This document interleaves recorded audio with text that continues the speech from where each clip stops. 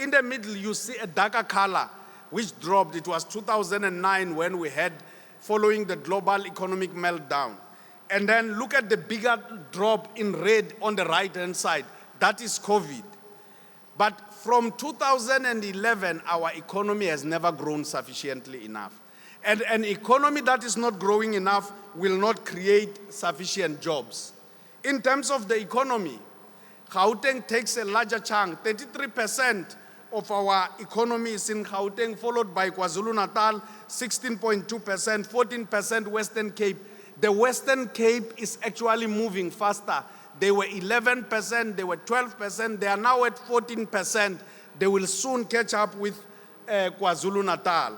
And we can see other provinces, Mpumalanga 7.8, all the way to the Northern Cape.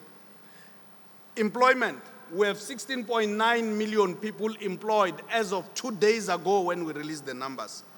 8 million are not employed. These are 8 million people are actively looking for employment. Those are the ones that account for 32.1%.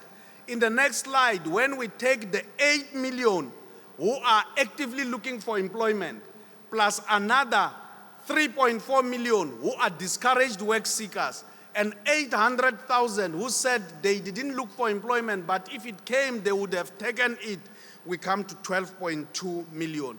So 12.2 million is our real challenge. Out of 63 million, 12.2 million are not employed. That is the expanded unemployment rate sitting at 41.9%.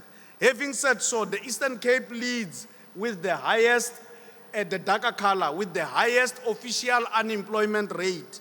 Whereas the second one, the Northwest, you can see the jump in gray. It leads with the expanded unemployment rate. It means we have more discouraged work seekers in the Northwest because they go there to look for jobs in the mines. If they don't get the jobs, they get discouraged. But the Western Cape has the lowest unemployment rate consistently for more than a decade. And don't ask me political questions. I won't answer which political party is where. I won't answer. But one thing I can tell you is that the rural provinces tend to have what we call a jump between the darker color and the gray is expanded unemployment rate. Is because the apartheid spatial establishment is still prevalent in South Africa. We haven't built, Kathy, a single city in democracy in 30 years. We are still living in the cities that were built during apartheid to suit apartheid needs, not to suit the needs of the majority of the people. Having said so, the black woman, black African female at the top is most vulnerable to labor markets. So are young people in the next slide at the bottom, 15 to 24. Their unemployment rate is 60.2%. The next slide says, Ndihela Kwala. Kathy, give me a minute to explain it. I have to explain this slide. When I was young, growing up in the village, our mothers could not read and write. Our fathers were in migrant centers. So we were writing letters on behalf of our mothers to our fathers. But mother and father in two different cities could not finish a letter with "I love you, my wife," or "I miss you."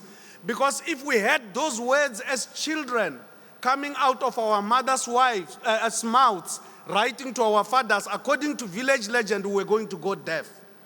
If we wrote those words on behalf of our mothers, we were going to go blind. So mother and father in Xitsonga had to find a way to finish a letter.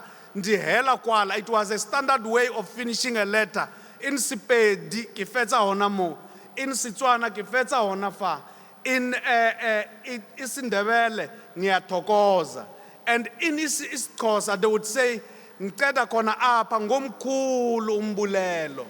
And of course, in English and Afrikaans, they would say, "I miss you, I love you," because they were empowered to read and write. And in isiZulu, they would say, "Amaningang now." So Kathy, Clement, Nam, amaningang now. Let me assure you that the next slide is blank. I thank you.